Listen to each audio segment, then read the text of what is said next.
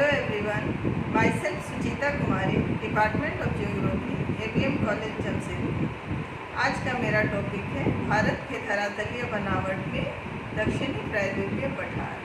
यह UG semester 3 के CC6 का हिस्सा है, साथ ही यह यूजी सेमेस्टर 3 के GE का भी पार्ट है। प्रायद्वीपीय पठार या दक्कन का पठार उत्तर भारत के दक्षिण में फैला है। इसका आकार त्रिभुजाकार है। इस पठार के उत्तर में अरावली, विंध्याचल, सतपुड़ा की पहाड़ियाँ, पश्चिम में ऊंचे पश्चिमी घाट और पूर्व में निम्न पूर्वी घाट तथा दक्षिण में नीलगिरी पर्वत है। इसकी औसत ऊंचाई 450 से 750 मीटर है। पश्चिमी घाट वास्तव में पर्वत नहीं बल्कि एक भ्रंश कगार है जो अफ्रीका से भारत के अलग होने के कारण बना। यह भारत का सबसे बड़ा पठार है जिसका क्षेत्रफल 10 लाख वर्ग किलोमीटर है। यह प्राचीनतम कठोर चट्टानों का बना भूभाग है जिसका क्षरण, अपक्षय एवं अपर्दन के कारण निरंतर होता रहा है। इस पठार की ढाल पश्चिम से दक्षिण पूर्व की ओर है। यह पठार कभी भी समुद्र के नीचे नहीं डूबा है। नर्मदा नदी की घाटी संपूर्ण प्रायद्वीपीय पठार को दो असमान भागों में बांटती है। उत्तर के भाग को मालवा का पठार तथा दक्षिण के भाग को दक्कन का या दक्षिण का मुख्य पठार कहा जाता है। पहला है मालवा का पठार। यह पठार जगह जगह पर नदियों के द्वारा टूट गया है। इसके पूर्वी भाग को बघेलखंड और पश्चिमी भाग को बुंदेलखंड के नाम से जाना जाता है। इस पठार की ढाल गंगा घाटी की ओर है।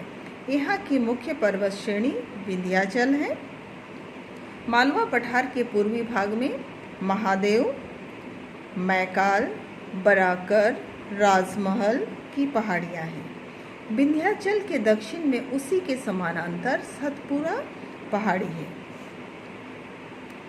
जिसकी औसत ऊंचाई 762 मीटर है, लेकिन अमरकंटक की ऊंचाई 1066 मीटर है। सतपुड़ा की सबसे ऊंची चोटी पंचमढ़ी 1350 मीटर ऊंचा है जो स्वास्थ्यवर्धक पर्यटक स्थल है। छोटा नागपुर का पठार के अंतर्गत झारखंड और दक्षिणी बिहार के कुछ क्षेत्र आते हैं। इस पठार की औसत ऊंचाई 760 मीटर है। इसकी सर्वोच्च चोटी पारसनाथ है जो 1365 मीटर ऊंची है। इस पठार पर दामोदर घाटी एक भ्रंश घाटी से होकर बहती है। यह पठार खनिज पदार्थों से भरा पड़ा है, अतः इसे खनिज संसाधनों का भंडार कहा जाता है। अरावली की पहाड़ियाँ मालवा के पठार के उत्तर पश्चिम में स्थित है। यह अहमदाबाद से शुरू होकर दिल्ली तक फैली हुई है। गुरु शिखर इसकी सबसे ऊंची चोटी है जो 1722 मीटर ऊंची है। यहाँ की प्रमुख पहाड़ियाँ हैं जरगा की पहाड़ियाँ, हर्षनाथ की पहाड़ियाँ और दिल्ली की पहाड़ियाँ। उत्तरी पश्चिमी राजस्थान या थार मरुस्थल, यह भारत का विशाल मरुस्थल है। राजस्थान का उत्तर पश्चिमी भाग शुष्क और रेतीला है। यह प्रायः 644 किलोमीटर लंबा और 360 किलोमीटर चौड़ा है। कच्छ की खाड़ी से आने वाली मॉनसून अपने साथ बालू मिट्टी लाकर इस क्षेत्र में बिखेर देता है। यहाँ की मुख्य नदी लूनी है। इस मरुस्थलीय प्रदेश में खारे पानी की कई झीलें सांभर, लून, लूनकरसर, डिडवाना, पंचभद्रा इत्यादि हैं। इंदिरा गांधी नहर के बन जाने से थार मरुभूमि का कायाकल्प हो रहा है। पूर्वी और दक्षिण पूर्वी भाग में बूंदी की पहाड़ियाँ हैं। ऊपरमाल और हड़ौती का घिसा हुआ पठार है। यहाँ पश्चिमी मेवाड़ उच्च भूमि अधिक उबड़ खाबड़ और विषम है।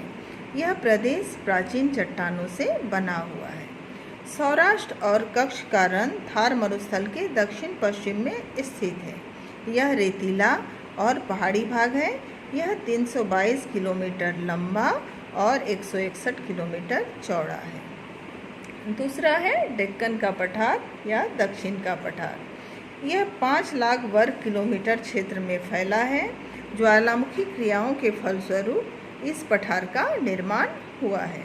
इसके अंतर्गत लावा का पठार, कर्नाटक का पठार और तमिलनाडु का पठारी भाग आता है। पूर्वी एवं पश्चिमी घाट आदि इसी के अंतर्गत सम्मिलित हैं। पहला है लावा का पठार। यह ताप्ती नदी के दक्षिण से शुरू होकर त्रिभुजाकार रूप में फैला है। इसका निर्माण प्राचीन काल में लंबे भ्रंश से ज्वालामुखी उद्गार से निकले लावा के जमने से हुआ है, अतः इसे लावा पठार या डेक्कन का पठार कहते हैं। यहाँ की लावा की मिट्टी विशेष उपजाऊ है। दूसरा है मैसूर का पठार। यह 2 भागों में बटा है। पहला उत्तरी भाग जहाँ कृष्णा और तुंगभद्रा नदी बहती है, और दूसरा है दक्षिणी भाग जो कि इस मैसूर का पठार कहते हैं। बाबा बुदन की पहाड़ियाँ यहीं स्थित है जो लौह अयस्क के लिए प्रसिद्ध है। प्राचीन चट्टानों से निर्मित यह पठार खनिजों का धनी है। इसकी नदी घाटियों में गोंडवाना युग के कोयले पाए जाते हैं। भारत का 98% कोयला दक्षिण पठार के मध्य और उत्तर पूर्वी भाग से प्राप्त होता है। तीसरा है छत्तीसगढ़ की निम्न भूमि एवं गृहजात पहाड़ियाँ। यह विषम रचना वाला भूभाग छोटा नागपुर पठार के दक्षिण और दक्षिण पूर्व में तथा मैकाल पर्वत के पूर्व में स्थित है। यहाँ का अधिकांश भाग 300 से 500 मीटर के मध्य ऊंचा है। इसका पश्चिमी भाग तेजी से ऊपर उठने के कारण ड्रीमलैंड के नाम से प्रसिद्ध है। छत्तीसगढ़ के पूर्व में उड़ीसा में गृहजात की पहाड़ियाँ हैं। यहाँ का सबसे ऊंचा भाग मलयगिरी पर्वत है। नेक्स्ट है दंडकारण्य पठारी प्रदेश। अत्यंत उबड़ खाबड़ और गांठदार पहाड़ियाँ एवं बिखरे पठारों की यह भूमि है। इस प्रदेश का पूर्वी और दक्षिण पूर्वी सीमा पूर्वी घाट तक विस्तृत है। बैलाडीला की पहाड़ियाँ 1250 मीटर ऊंची है, जहाँ लौह अयस्क की खानें प्रसिद्ध है। नेक्स्ट है पश्चिमी घाट। इन्हें सह्याद्री की पहाड़ियाँ भी कहते हैं। यह महाराष्ट्र से लेकर कन्याकुमारी तक 1600 किलोमीटर लंबी है। यह अरब सागर की ओर तीव्र ढाल वाला तथा पूर्व की ओर धीमा ढाल वाला है। इनकी औसत ऊंचाई 1066 से 1220 मीटर है। पश्चिमी घाट में 3 प्रमुख दर्रे हैं। पहला है भोरघाट, थालघाट, भोरघाट और पालघाट दर्रा। दक्षिण में नीलगिरी की पहाड़ियों के द्वारा यह पूर्वी घाट से मिल जाता है। नीलगिरी की सबसे ऊंची चोटी दोदाबेटा 2670 मीटर ऊंची है। नीलगिरी की दक्षिण में अन्नामलाई की पहाड़ियाँ हैं, जिसकी सबसे ऊंची चोटी अन्नामुडी है जो कि 2695 मीटर ऊंची है। यह दक्षिण भारत की सबसे ऊंची चोटी है। दूसरी शाखा इलायची पहाड़ियाँ हैं जो कि पालनी हिल में ही, इसी इलायची पहाड़ी के पालनी हिल में कोडाईकनाल स्थित है। नेक्स्ट है पूर्वी घाट।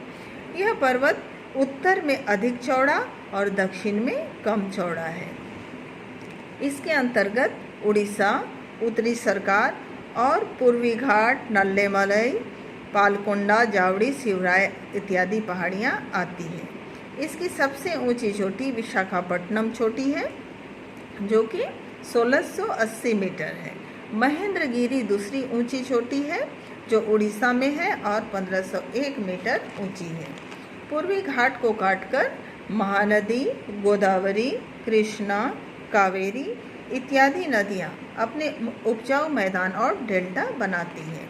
इनकी औसत ऊंचाई 760 से 1510 मीटर है। पूर्वी घाट का उत्तरी भाग 75,000 वर्ग किलोमीटर क्षेत्र में फैला है, जबकि दक्षिणी भाग बहुत ही कटा फटा और कम ऊंचा है। इसी भाग में नल्लामलई श्रेणी है। इसके दक्षिण में पालकोंडा श्रेणी है। उसी के पश्चिम में शेषाचलम श्रेणी है। कावेरी के दक्षिण में बिलिगिरिरंजन श्रेणी है, जिसका सर्वोच्च भाग कोडाईकनाल पहाड़ी है जो कि 1355 मीटर ऊंचा है। कावेरी और पेन्नार नदियाँ के बीच में मलयगिरी, नल्लामाला और बैलीकोंडा श्रेणियाँ हैं। इसी भाग में नीलगिरी पूर्व में शिवराय, कोलाई मलाई, पछाई मलाई, गोदू मलाई और जवादी श्रेणियां हैं। जहां पश्चिमी घाट पूर्वी घाट से मिलता है वह भाग 1650 से 1920 मीटर ऊंचा उठा हुआ है। इस तरह दक्षिण का पठार कंप्लीट हुआ। नेक्स्ट वीडियो में हम पढ़ेंगे उत्तर का विशाल मैदान और तटवर्ती मैदान। Thank you.